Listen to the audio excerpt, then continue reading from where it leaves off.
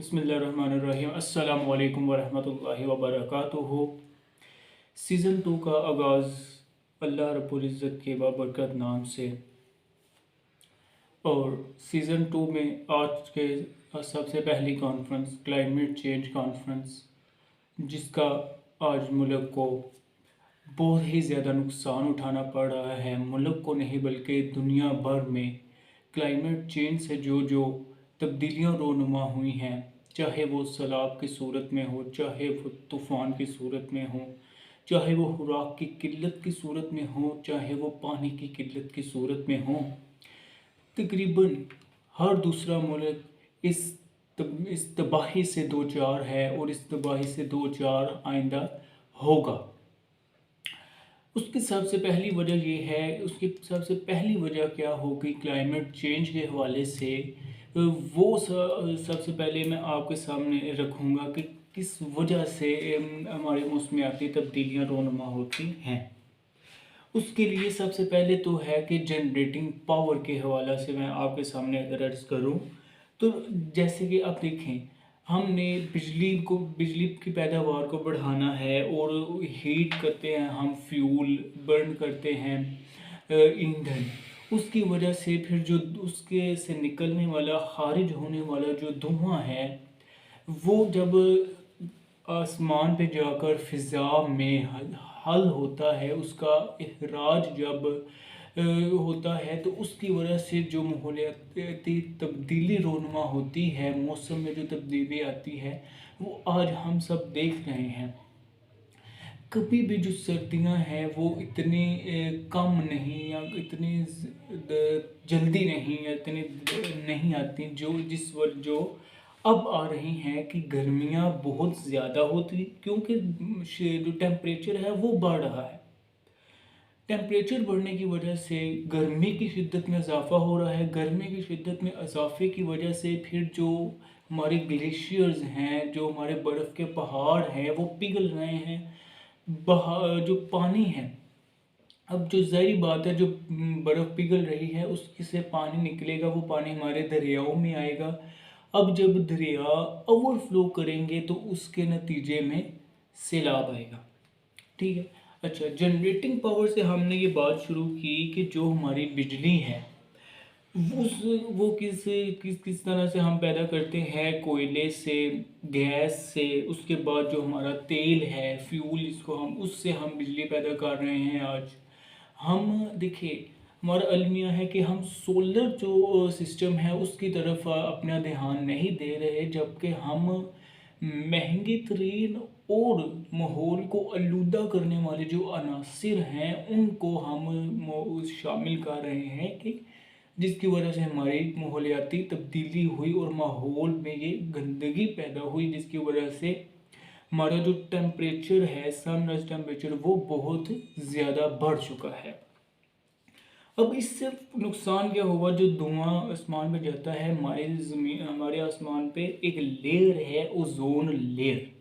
अब ozone layer क्या काम कर रही है, वो ओजोन लेयर हमारे जो सूरज में कुछ खतरनाक शुआएं हैं, उन खतरनाक शुआओं को हम पर पड़ने से बचाने के लिए उस ओजोन लेयर वो काम कर रही है। वो ज़मीन पर नहीं वो लेयर आने देती, वो वापस चले जाती है रेडिएट करके। ठीक है, ओजोन लेयर का अब हुआ क्या कि ये जो सारा सिस्टम है, फैक्ट्रियों का धुआं जो है, ये आसमान पे गया। उसने क्या किया कि उसको उस ओजोन लेयर में सुराख कर दिया, जिसकी वजह से अब वो खतरनाक शुआएं ज़मीन पर आना शुरू हो गई, जिसकी वजह से जल्द की बीमारियां आम होने लगी। अच्छा, दूसरी जो सबसे अहम जो है, वो कटिंग डाउन फॉरेस्ट, जंगलात का काटना। ये हमारी सबसे बड़ी तबाही जो हम कह सकते हैं वो है। हमने क्या किया, दरख्तों को काटना बजाय उनको उगाने के हमने काटना शुरू कर दिया। इससे क्या नुकसान हुआ कि जब हमने दरख्तों को काटना शुरू किया, दरख्त हमें ऑक्सीजन मुहैया करते हैं, कार्बन डाइऑक्साइड वो अब्जॉर्ब करते हैं। अब क्या हुआ, जब अब दरख्त नहीं रहे, वो कार्बन डाइऑक्साइड कैसे एब्जॉर्ब करेंगे। अब कार्बन डाइऑक्साइड एब्जॉर्ब नहीं करेंगे तो जो है ऑक्सीजन हमें कैसे मुहैया होगी। इसकी वजह से क्या हुआ कि बहुत ज़्यादा बीमारियां, सांस जिसको हम कहते हैं सांस की बीमारी पैदा होना, दमा कितना आम हो चुका है। फिर क्या होता है कि हमारे फेफड़े जिससे मुसलसल जो हैं वो मुतासिर होते हैं, जिसकी वजह से हमें ये खांसी ज़ुकाम। ये अब ज़ुकाम सर्दियों में क्यों है? क्योंकि फोग है, उसकी वजह से ज़ुकाम भी आ गया। अच्छा, अब ये कटिंग डाउन फॉरेस्ट हो गया। उसके बाद जो हमारी ट्रांसपोर्टेशन है, मतलब जो हम अपने गाड़ियाँ यूज़ करते हैं एक जगह से दूसरी जगह जाने के लिए, उनमें हमारी गाड़ियाँ हैं, उनमें हमारे मोटरसाइकिल हैं, उनमें हमारी बसेस हैं, उनमें हमारे ट्रक्स हैं, उनमें हमारे जो बहरी जहाज़ या दूसरे जो एरोप्लेन जिनको वो हैं, हवाई जहाज़ हैं, वो भी क्या करते हैं, धुएं का इखराज करते हैं। अब उनमें से निकलने वाला धुआं भी कोई सेहतमंद धुआं नहीं होता। अब जब वो सेहतमंद धुआं नहीं होता तो उसका जब इखराज होता है तो वो हमारी फ़िज़ा को आलूदा करता है। उस फ़िज़ा को आलूदा करने की सूरत में क्या मुनासर वाक़या होते हैं कि वो हमारी जो टेम्परेचर है उसमें एक इजाफ़ा हुआ, फिर हमें सांस लेने में भी दुश्वारी हुई, सांस की बीमारियां बढ़ने लगी। अब ये ट्रांसपोर्टेशन का नुकसान हुआ। अब उसके बाद बात आ जाती है कि हमने क्या किया कि प्रोड्यूसिंग फूड जिसको हम कहते हैं, प्रोड्यूसिंग फूड का हमारा क्या नुकसान हुआ कि हमने क्या किया कि जो, अब देखें, फसलें तो हमने उगाई, अब जब हमने उनको काटा, अब हमने काटने के बाद उसमें जो जो फुज़ादा हैं, वेस्ट जिसको हम कहते हैं ना, वे, अब हमने क्या किया, उसको जलाना शुरू कर दिया। ये सबसे बड़ी तबाही जो ये शामिल होना शुरू हो गई हमारे माहौल।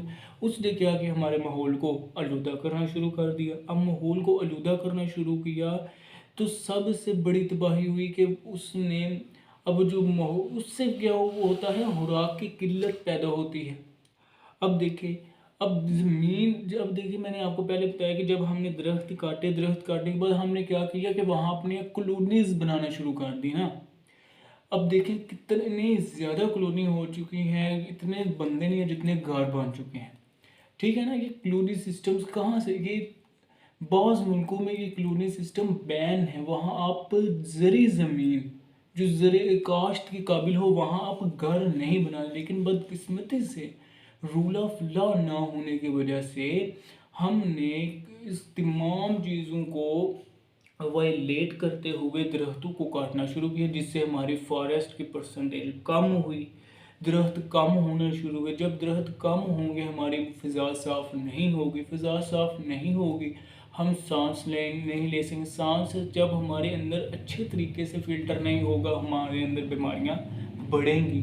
बीमारियां बढ़ने की सबसे ज़्यादा जो वजूहात हैं वो सांस की वजह से हैं कि हमारे अंदर जो जा रहा है। अब देखिए, जब पानी जो है, अब हम उसी आलूदगी में अगर शामिल करें तो क्या होता है कि हम क्या करते हैं, जो फैक्ट्रियों का गंदा शुदा पानी है उसको हम दरियाओं में उंडेलना शुरू कर दें। अब दरियाओं में देखिए मछलियां हैं, जानदार हैं, अब वो भी कितनी ज़्यादा हम देखते हैं कि इस दरिया पे इतनी ज़्यादा मछलियां जो हैं वो अमवात हुई उनकी, फिर उनकी पैदावार में कमी वाक़ होती है। ठीक है। तो ये तमाम चीज़ें हैं जो हमारी क्लाइमेट चेंज का बायस बनती हैं।